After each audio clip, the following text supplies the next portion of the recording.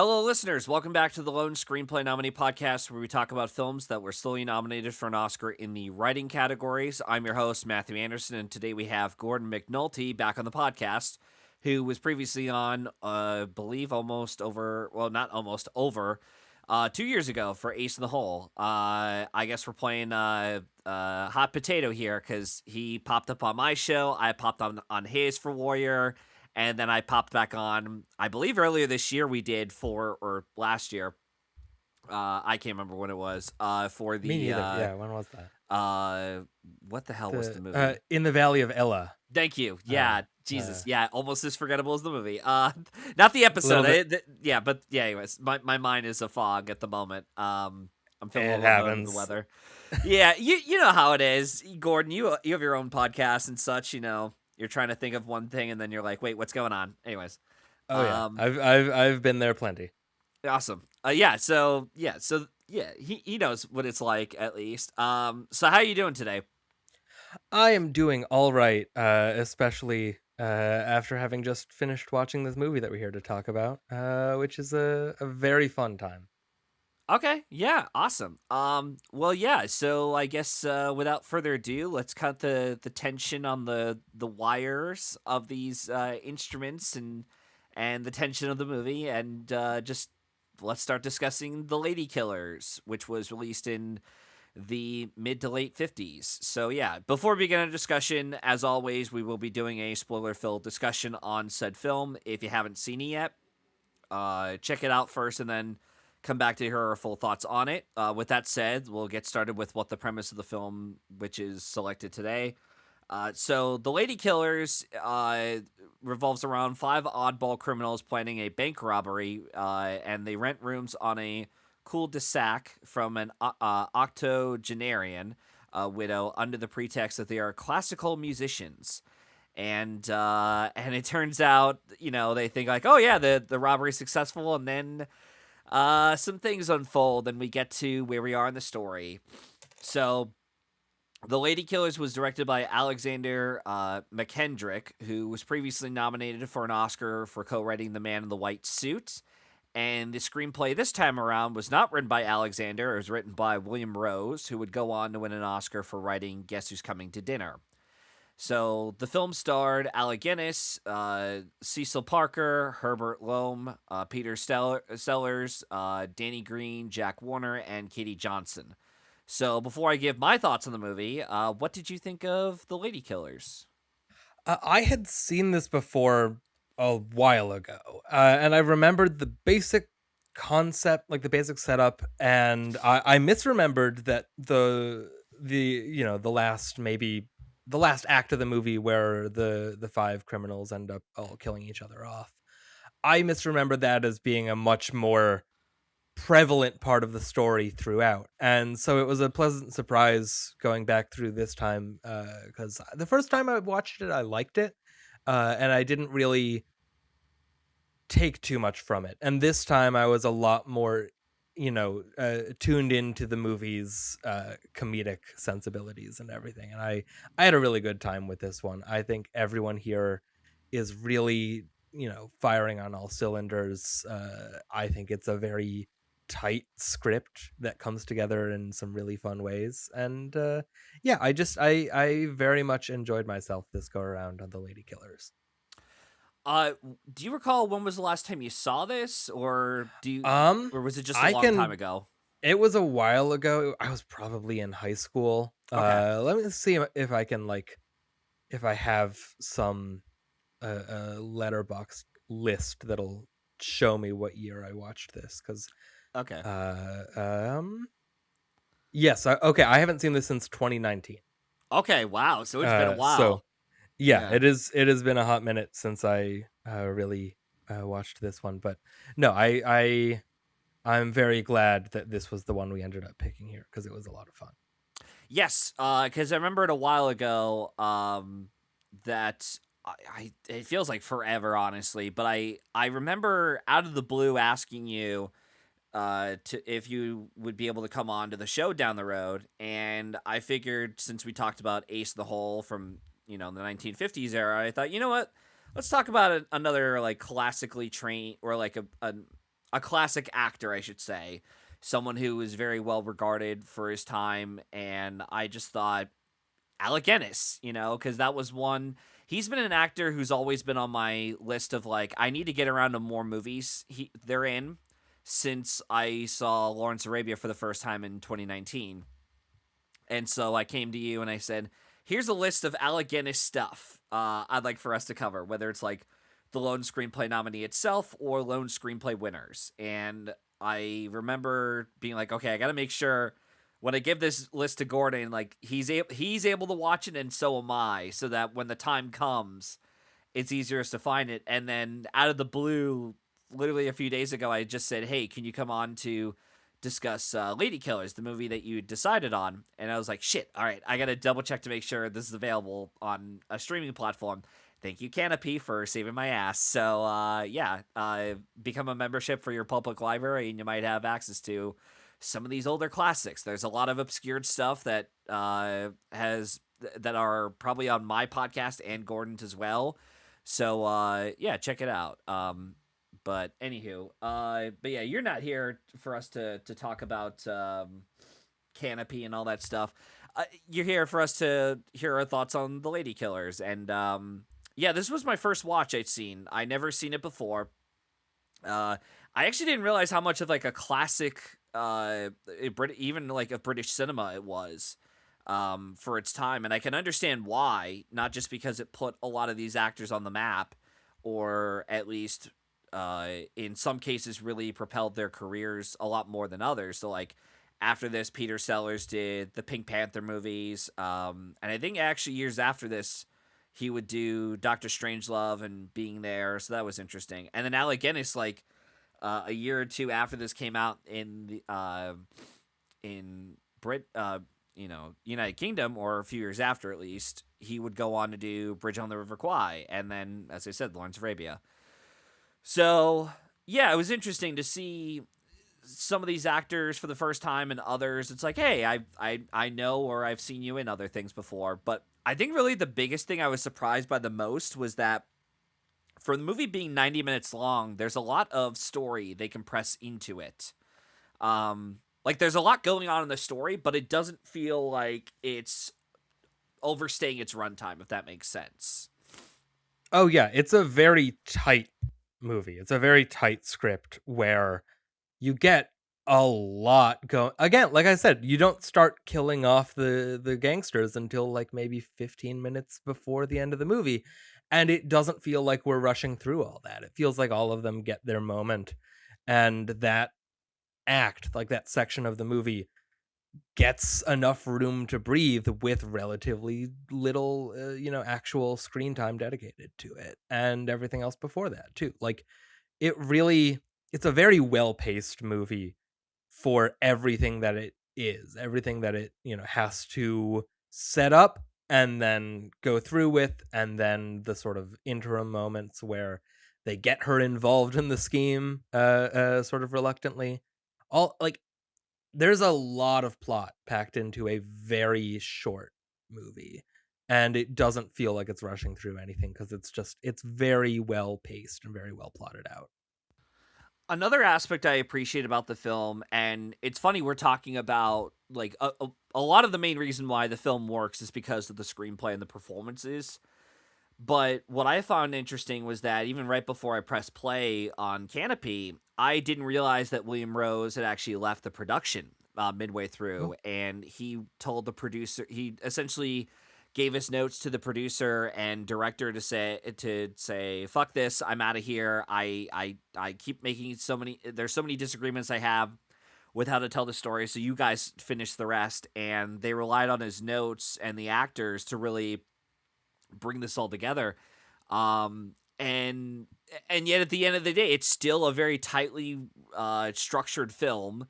And it's not just the fact that, like, this is one of the few films I could think of where it's like, if you put this in the hands of a lesser director or writer, it just would not have worked. And on top of that, again, they use their runtime effectively, but you also still get character beats. Like you understand who each of them are without having to have them explain through like monologues and pages of exposition. You just tell by their actions, their reactions, and very choice words of who each of these characters are. Even the way the actors are playing them are completely different from each other. You know, you're not having the Alec Guinness role is not the same as the Peter Sellers role, and all these other characters we find in the film, and again, they all have different personalities, and I like that a lot about them. In fact, what shocked me the most actually was how much they establish like potentially creepy this Alec Guinness character is, the professor.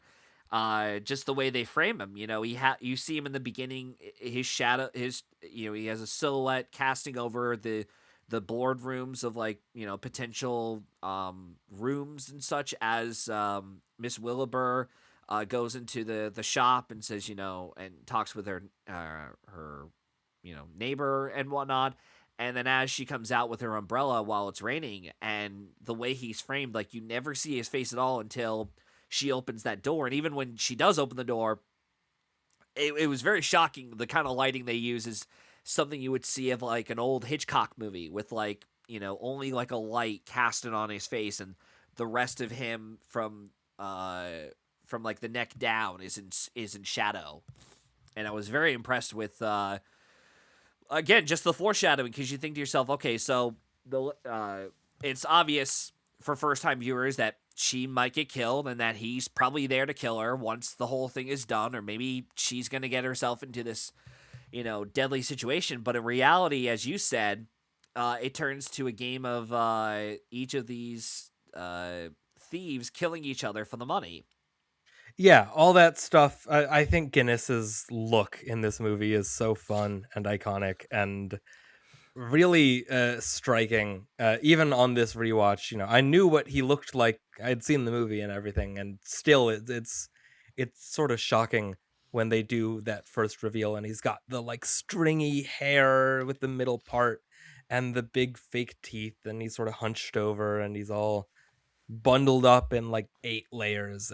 It's such a fun look that really goes a long way for making his character, for telling you a lot about him without really having to tell you a lot about him. Yeah. And I think that goes for all of the criminals. Like, you get so much from each of them without really any, you don't need to go too deep into their backstories, but you can tell who each of them are, really, just from the get-go. You can tell that the major is sort of, you know, fussy, but ultimately, you know, well-meaning. And Peter Sellers as Harry is sort of, you know, low class, just like, you know, he's like a hired thug who doesn't, but he's sort of like wimpy. And there's One Round, I think is his name, the like the former boxer who is the heavy, and he's sort of oafish, but he's not the brightest. And then there's Louis, I think is his name, is the, like, you know, he's the some sort of European, like, he's the one that's, you know, maybe the most dangerous, and he's quick to, like, rush to violence and murder and all that. And all of this you get, you know, just from the casting. It's a very well cast set of 5, where just visually you can tell so much about their characters from the very get-go. And yeah, it's a very fun cast with them. And also Katie Johnson, who plays Yeah. Mrs. Wilberforce, is incredible in this movie. It's such a fun characterization of everything that she's doing with her. Really love that performance. I especially want to appreciate. Well, I'll get to Katie Johnson in a moment because she was really good in the movie. But I want to say that when we're introduced to these characters at the door, the way that they're holding their instruments and even how they come in and present themselves, you instantly know who these characters are. And they're not doing a great job hiding that they're quote unquote musicians. I mean, Louis is the one holding his instrument like a rifle. You know, he's not Yeah. holding it like a musician at all.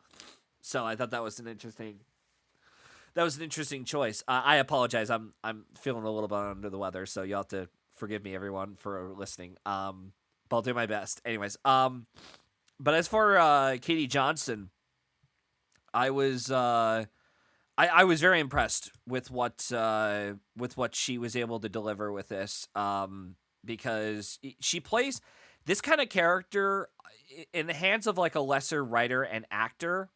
This would have been such an annoying character, or even one that would be so clueless to what's going on. And once she gets, once she sees the money outside of the guy's suitcase as they're trying to leave, and then they come in and they're forced to stay, and then she invites all of her friends. They mention, oh yeah, there was like a bank robbery nearby down the street that they stole like $60,000, and she's looking at him like, wait a minute, like, and I love that instead of being so petrified and so terrified of what's to come, she just scolds them like a mother would, you know.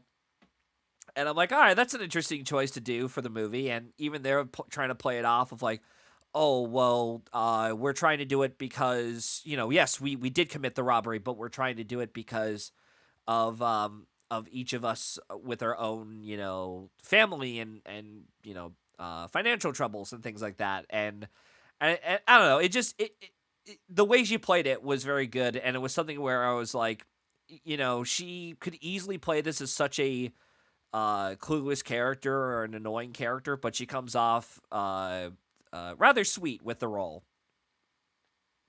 Yeah, it's a very fun, this sort of busybody, always running down to report any suspicious business to the cops, and they don't take her seriously. And all of her scenes before she really has a clue what's going on, where she is unintentionally thwarting these criminals and you know barging in on them when they're doing their schemes, and just she has her trays of tea and snacks and everything, and she's just trying to provide for her renters, and we know what's going on, we know what really is happening, but she's so clueless to it all, and really does feel like genuinely clueless. Like, it does almost at times feel like they're filming a movie around a real old woman who doesn't know there's a movie going on, because Yeah. she's just so committed to the cluelessness, but like the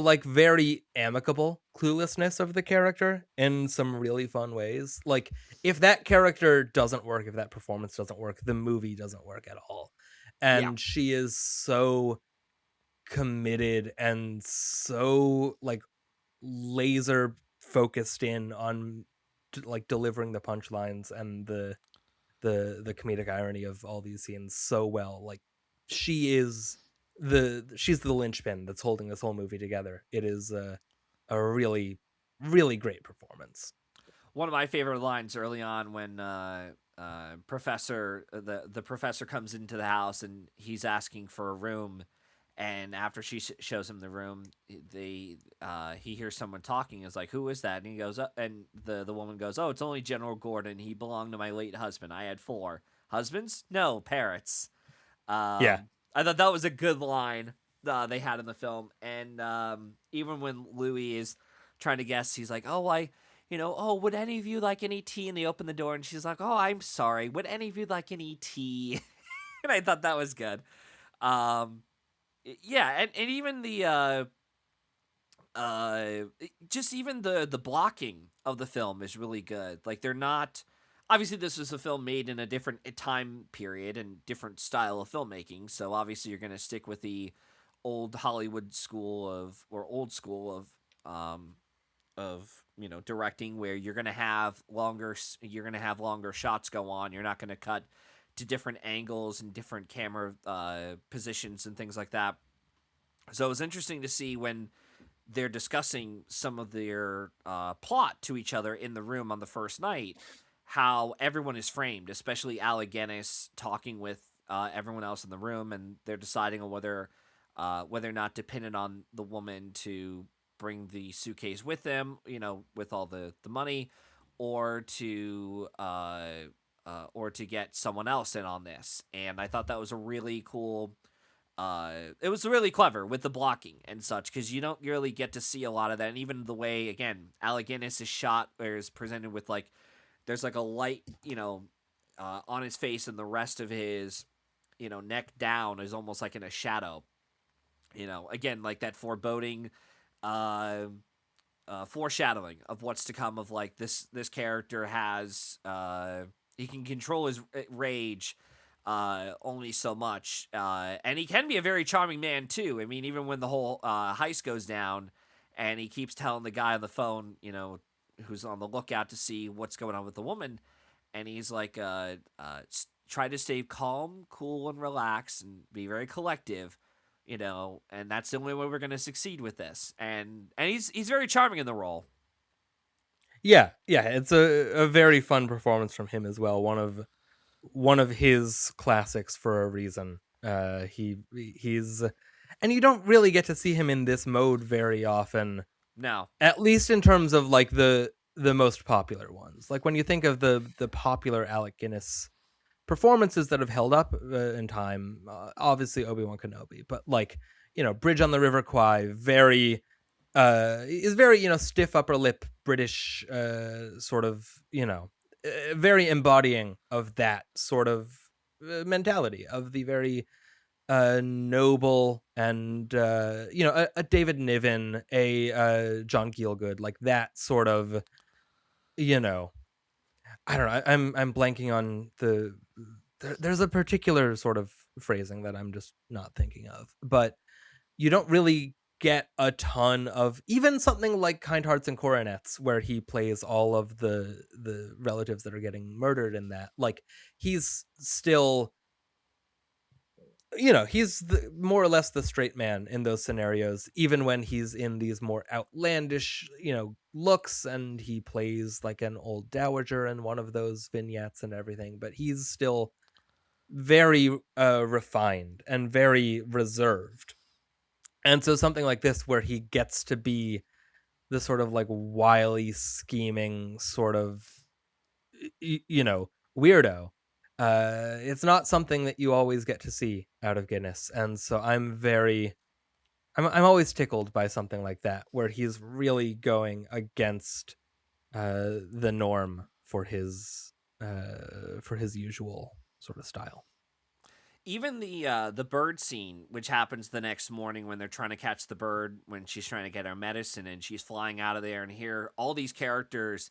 It's not just, oh, we need to have them in some sort of comedic hijinks to sort of create I don't know what's the writing term they call it, but like we need to find a way to get the time going while we're waiting around for the heist to start.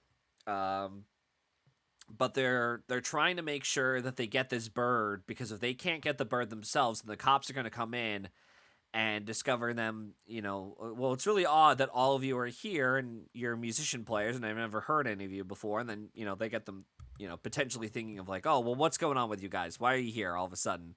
And yet when the professor comes out and does this little surveillance of the train and such and how everything's going to go, he just strolls in out off the street, goes back home, and he catches the bird very gently. And again, it was a really nice way to establish each of these characters from a writing standpoint, and even just how they're able to play, these actors are able to play these roles so well, that I very much appreciated. And it wasn't just, oh, let's just have like a really dumb, comedic gag where, oh, the big man falls through the chair that breaks, and then, now these other characters, like, oh, someone's got a paper cut on their finger and whatnot. And it's very quick enough. And again, it's there to do two things at once, I guess is what I'm trying to say, which is what you should do in writing, is you're trying to do whatever it is you're doing, really, to get the movie going, if that makes sense.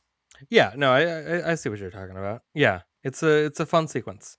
Yeah, and yeah, and even I have to say the finale itself, yeah, because here I am, I'm somewhat jumping around here. The finale I thought was really well staged, in terms of have it be like the way it's shot, the way it's blocked, but even some of the lighting too. The fact that this is done what looks like, I'm going to assume, was like day for night.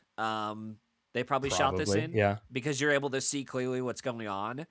But even having that smoke and when you have it's just I think it was Professor Marcus and Lewis or Louis are the last two, and so Louis has the gun, and so Marcus has to hide from him, and all the while he has to use the smoke of the train passing by to sort of cover him while he's trying to get to Louis. And I thought that was a really clever sequence, and creates a lot of great tension building too. I mean, the rest of the film is very tension building, or high tension, I should say, for some of these scenes. But I was very impressed with what they were able to accomplish with that scene alone. Yeah, it's a really fun culmination in everything up to that point, because everyone else is dead, and who's gonna get the money, and what's the are either of them gonna make it in the end? And ultimately, neither of them do, due to some silly circumstances ultimately. But Yeah. yeah, it's a fun, the movie feels like it's earned that by the time we get to, like, it doesn't feel like out of place that now all of a sudden we're in a legitimately, high stakes showdown between these last two, because they're the two, like, if anyone was going to make it to the end, it was always going to be those two in particular.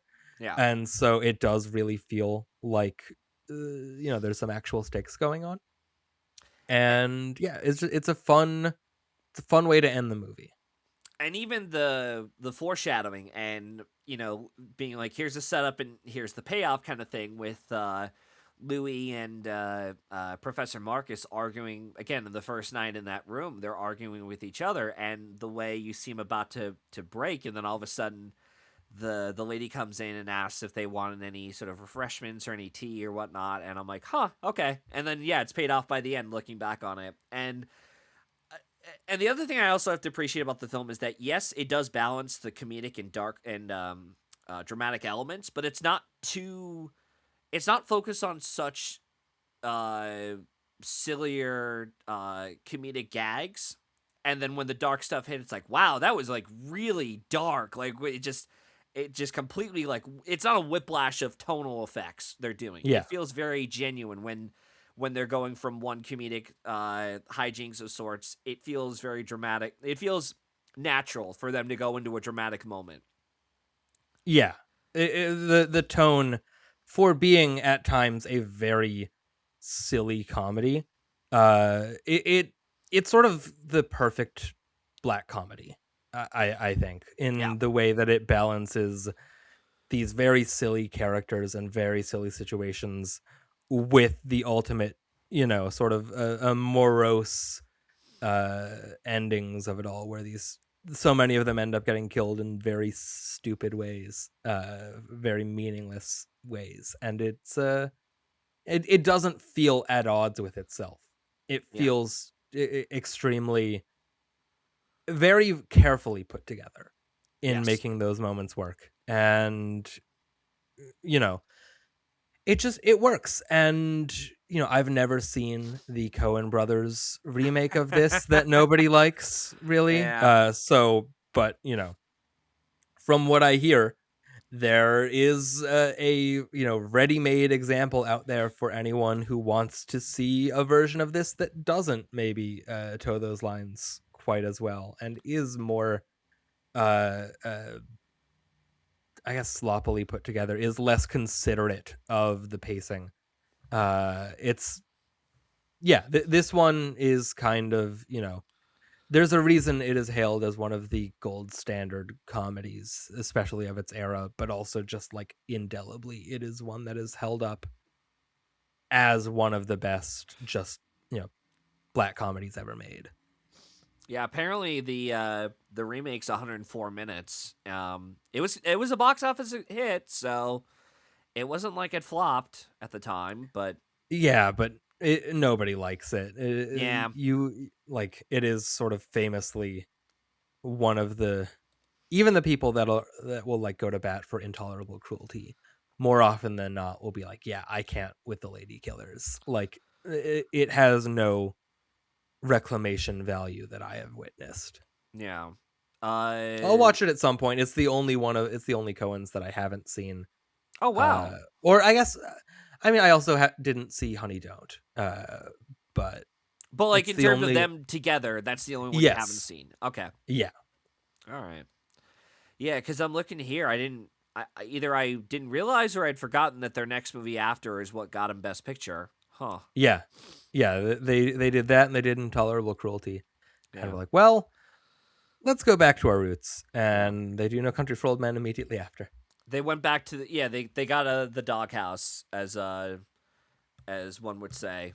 Yeah, Because I mean, we've seen that happen before with other filmmakers where it's like, here's a movie that some people may like, but majority of people, especially the Academy, were like, yeah, we're not a fan of this at all. We're going to give you very little nominations or very few nominations or none at all. And then their next movie is like, wow, that was so much better. All right, here's your Oscar. Um, yeah, Brana, Belfast. So, um, and then Coen Brothers, as we said. yeah. So, yeah, so it happens.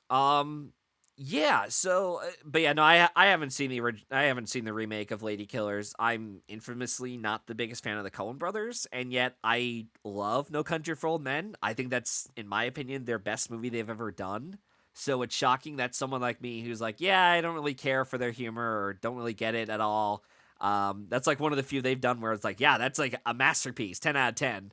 Um, which is, and yet it still has some of the weird quirky humor in it. Yeah. Yeah. So, anyways, but yeah, no. As far as this one goes, Ladykillers, I definitely enjoyed it for sure. I'm very happy that I watched it, and um, if nothing else, I was, regardless of how I felt about this movie, even if I was mixed or thought it was bad, I was like, you know what? At least I was able to see Alec Guinness, another, older movie that I never watched. Because again, for some reason, Alec Guinness was one that I grew up watching for years with the Star Wars stuff. Sorry, buddy.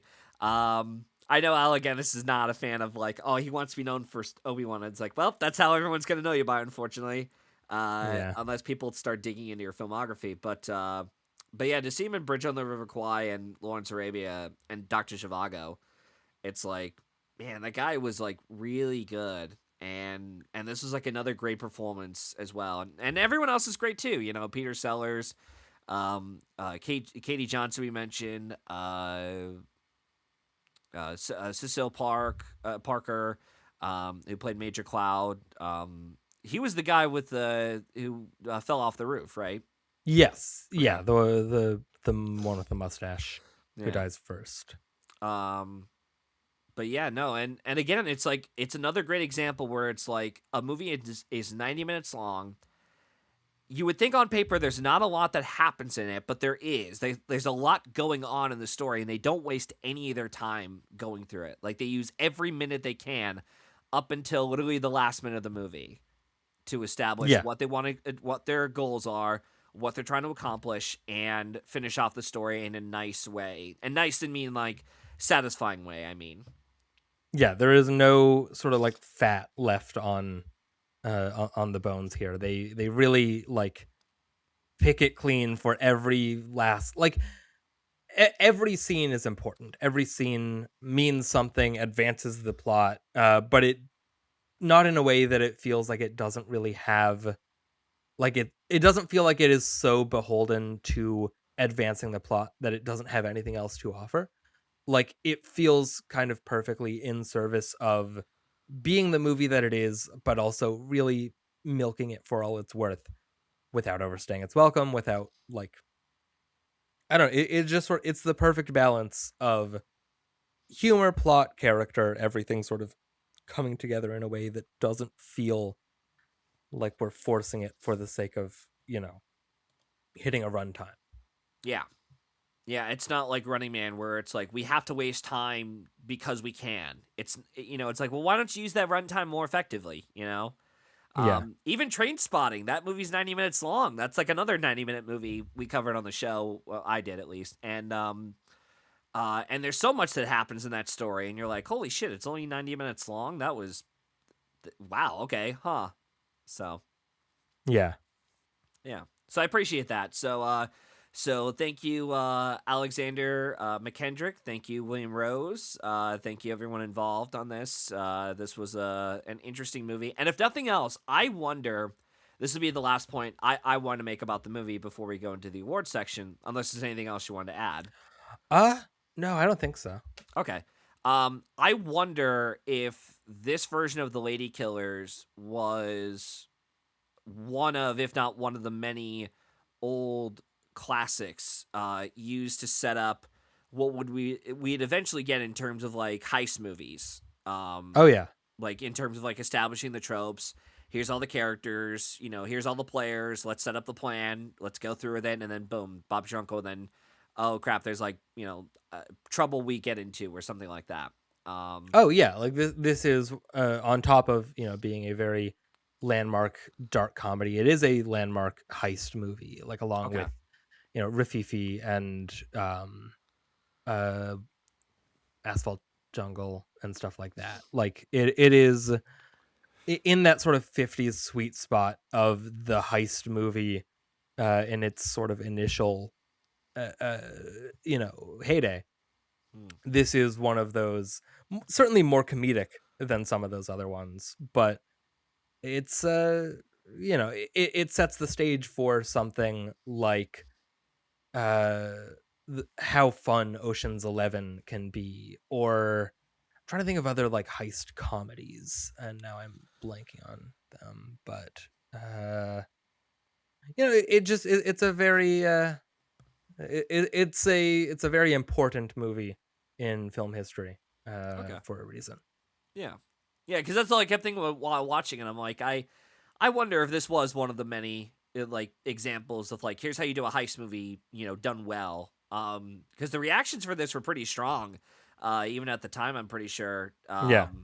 Which, yeah. Speaking of reactions to this, let's jump right into the awards conversation for The Ladykillers. So, the film was first released in the United Kingdom on December 8th, 1955, but was given a US release on February 20th, 1956.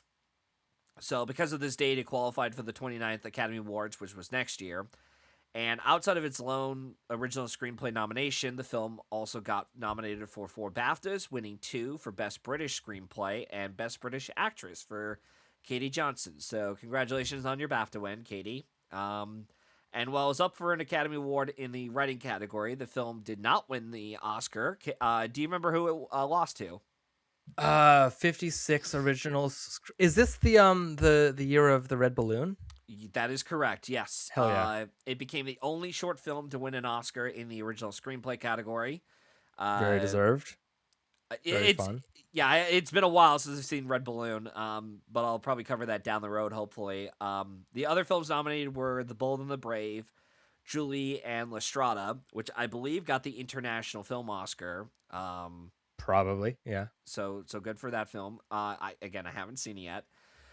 But yeah, so despite all that this film went through, do you think that The Ladykillers was worthy of its writing nomination? Oh, absolutely. I think it's one of the best scripts of its era. It like we've been saying, holds together so tight and really delivers so much plot wise and just like jokes wise. It's a very funny movie. There's some really good jokes throughout. And yeah, I think it's a very inspired screenplay nomination here. Yeah, I think it's a pretty worthy one for sure. I mean, like we had said before, it's able to balance tone really well while also allowing these actors to play to their strengths and being able to establish character pretty efficiently and very quickly too. In a 90-minute runtime, it's able to do a lot with its film. So I'm very appreciative of its lone screenplay nod. Out of curiosity, because there's a couple other questions I want to ask in regards to this category. Would you have nominated the film for anything else? Like, is there anything noteworthy you wanted to bring up as like you wish had been more in the awards conversation for this film? Oh yeah, I think Katie Johnson would have been a very worthy Best Actress nominee here. I haven't seen most of the nominees. I've seen The Bad Seed, and I've seen. I looked at this earlier because I haven't seen Baby Doll. I haven't seen The Winner, Anastasia. What are the other nominees Carol Baker, this Baby year? Doll. Captain I've seen Pepper The and King and Rainmaker. I haven't seen The Rainmaker. So Okay. I would put her over the two that I've seen. And, I think if this was an Oscar-winning performance, that would be, very cool and very right historically. She's great. Also, Guinness would have been deserving of Best Actor here, at least of a nomination. Yeah. I I consistently misremember that he did get nominated for this. It's the Lavender Hill Mob that he gets that Best Actor nomination for in the 50s prior to Bridge of the River Kwai, right? I think Yeah. something like that. But I always misremember it that he got nominated for this instead. But it would equally be a very cool and inspired nomination for him had he been nominated for this, because it's such a fun and weird performance. Yeah, he got nominated for Lavender Hill Mob and then Bridge on the River Kwai, which he won an Oscar for, and then in between he did this movie. Yeah. Yeah, it's really odd that um he ended up doing he has those two nominations. He's got Star Wars, he's got Little Dorrit, and then he got nominated for adapted screenplay for The Horse's Mouth. Right. Yes. Which I believe is a lone screenplay nominee. That sounds right. Yeah. It's really odd that it's like, huh, okay. So yeah, if it is, I'll cover it down the road for sure. Because that's really interesting. That's like, I'm pretty sure that might even be his only writing credit he ever got in his career on film. That's entirely plausible. But yeah, I don't know. But the other thing I also want to bring up, because I do agree, Katie Johnson totally would have been worthy of a nomination. I have no issue with that. But I also want to bring up in regards to Alec Guinness, he did a version of Tinker Tailor Soldier Spy, Right. which is a miniseries, I believe, or television. I think so. series? Yeah. Okay. Yeah. Yeah, I definitely want to watch that. I know it's like a really long serial. And it'll probably take me a few days to get through it, but down the road, that's another one where it's like, God, I really want to watch that because I want to see Alec Guinness's take on that character because I liked the Gary Oldman film from I remembered years ago. Yeah, it looks like the runtime, the UK cut of it is 315 minutes. The US cut is 290. So it's quite a long. I don't know how many episodes it was. Okay, it looks like it was a 7-episode series there. So, all right, yeah. And yeah, as far as the screenplay category goes, I'm honestly kind of curious to know how the hell. Like I'm gonna assume Red Balloon won because they just didn't care about the other nominees in the category. Yeah, it's a really odd win. I don't, especially because not just because it's a short, but because it's a short with no dialogue also. So it really makes you wonder, like, what part of the screenplay are they evaluating? Just the idea, the concept of a balloon floating around. I'm not going to argue with it because I think it's a really fun win. Yeah. But yeah, it is a little odd that, like, La Strada, which gets other nominations, and or something like this that has more of a prestige to it, or I don't really know what Julie is. It's a Doris Day. It's a thriller. It's a stalker movie. Okay, interesting. Yeah. And then Bold and the Brave gets a bunch of nominations too, right? Okay, also it gets 2 nominations, but it's that and Mickey Rooney. Right. Yes, of course. That's a war movie. I don't really know anything else about it other just from what I'm briefly looking at on the Wikipedia page here, but yeah, I really don't know why they end up giving it to the Red Balloon over some of this competition. It does really stand out as an odd choice, but maybe the screenwriter was someone that was very respected. I don't know much about Albert Lamorisse, but he invented the board game Risk. Ah, wow, that's funny. Sure. Huh. Wow. So Okay, he's an why not? Oscar winner, and yeah, I did remember he won the grand prize at the Yeah, Cannes Film Festival. I'm seeing this. I didn't realize. Yeah, I forgot that the Red Balloon was the Palme d'Or of that year. I guess it just had a lot of prestige to it. Oh shit! Wow. Which Huh. there you go. All right. Well, Yeah. I'll have to dive into the other nominees. Hopefully, when I get around to Red Balloon, because that is a yeah. lone Oscar winner. So yeah, that'll be Or did that? Did they not give it live action short? no live action They short. didn't. No, That's crazy. they Oh, it gave it wasn't to nominated. I wonder if that was it. I wonder if it didn't get nominated for Best Short, and so it yeah. was a case where it was like, well, we really want to reward this somehow because it's a very critically, respected short, and so we will give it original screenplay instead. Yeah, they gave Crashing the Water Barrier the one reel category, and then the two reel went to Bespoke Overcoat. Interesting. Yeah, directed by Jack Clayton, and then Crashing the Water Barrier was directed by Konstantin Kalser. Yeah. Yeah. Huh. All right. That's interesting. Huh. Okay. Um. Yeah. Oh. Also, yeah. Not that we're gonna delve into this year too much, but I just realized as I'm going through the 29th Oscar winners and such, The Man Who Knew Too Much won an Oscar for Whatever Will Be, Will Be.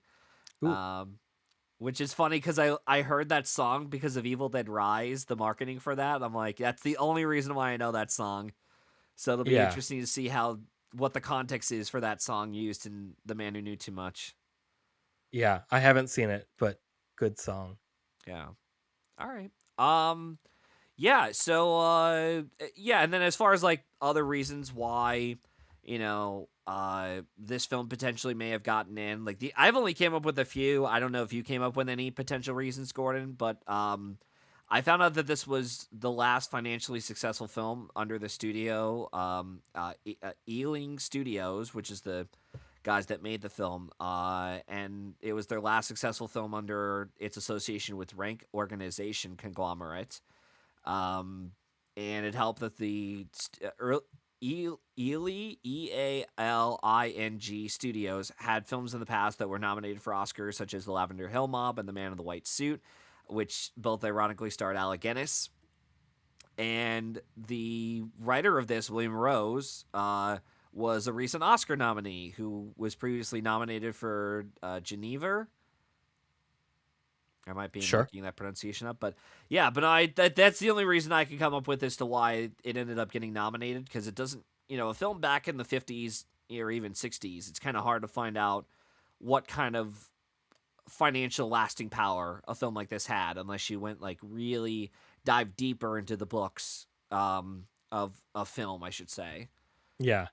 I mean, I don't even necessarily know if like a movie like this could only get nominated for screenplay if it was financially successful. I think just, it was critically respected.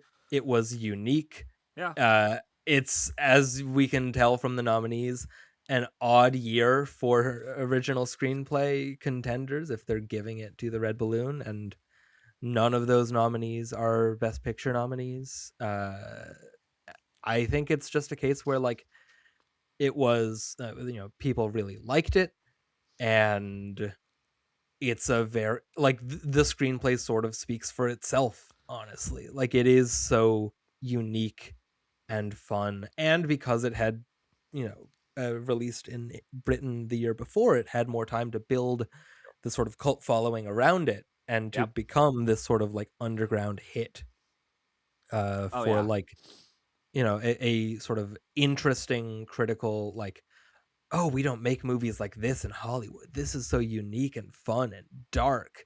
And I'm sure that really helped it a lot in this sort of way. And also is probably why it's not showing up across the board, is because it's so dark. But at the very least, it's something that is going to like capture the attention of the screenwriters branch, because they're seeing something being done that they're not really allowed to do much of in American film, and it's exciting in that kind of way. So I wonder if I'm sure that gives it some major ups. It kind of reminds me a lot of, like, as the more and more we talk about this, Train Spotting. That was like Yeah, another indie, United Kingdom, British cinema type movie that gained a following for over a year, and despite it being so dark, it had a lot of critical acclaim behind it, and actors who went on to do other things, and even got nominated for a lone screenplay nomination. yeah, Yeah, that's a good comparison. yeah. Because that's all I kept thinking of. I was like, yeah, that's like the only one I could think of that has gained any kind of similar traction to like what this did. But yeah, that was the closest one. Anyways, yeah. So other than that, I don't really have much else to say about the awards prospects or even the movie overall. I'm very happy you got the lone screenplay nomination. I'm curious about Guess Who's Coming to Dinner. When I watch that down the road, so we'll see what happens with that. Yeah, would not have pegged those two as having the same screenwriter at all. Like if you had asked me what those two movies have in common, that is not one of the first things I would have guessed. Interesting. Yeah, so that's going to be it for today's show. Before we officially sign off, I'd like to thank you for coming back on to discuss the Ladykillers, Gordon. Is there anything you'd like to plug in or where listeners can follow you along after the episode is finished? Yeah, you can find my podcast, the Lone Acting Nominees podcast, wherever you get your podcasts, Twitter and Letterboxd at Lone Acting Noms, Instagram Lone Acting Nominees. It's available, streaming wherever you get your podcasts. We're coming up on the home stretch, at least in its, official iteration, talking about the actual Lone Acting Nominees. It's coming to an end in October, but we've got plans for what's coming next. You can find my other podcast, Televised the TV Movie Story, also wherever you get your podcasts. I don't plug the socials on that one enough to have them committed to memory, but they're out there. If you just look up that title, you can find it.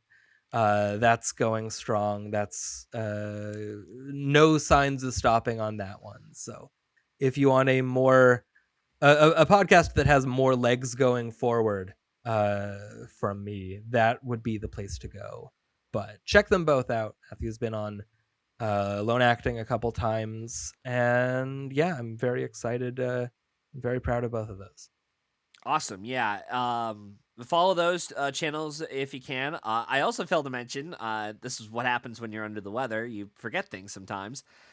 When this episode comes out, it'll either be around or on the day of our 3rd year anniversary for our lone screenplay nominee. So, well, there you go. So thank you very much, everyone, for supporting the show. I hope we are able to continue this going forward. But yeah, I at very least, I'm going to try to see if I can get through all the available films that I'm able to get through.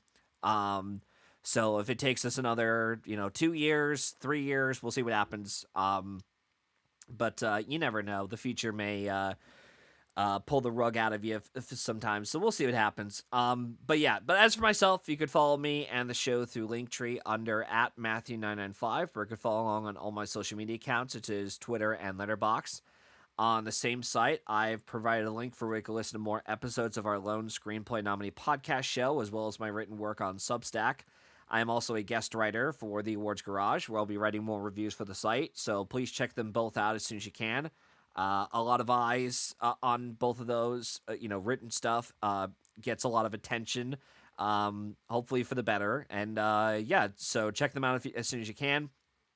We also have a Patreon member page where you can check out more of our bonus episodes on After Hours, and membership is only $3 a month.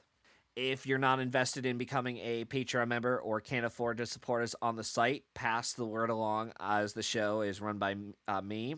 So any and all support would be very much appreciated. In the meantime, we hope you enjoyed listening to this episode, and we hope to see you at the movies. Take care, guys.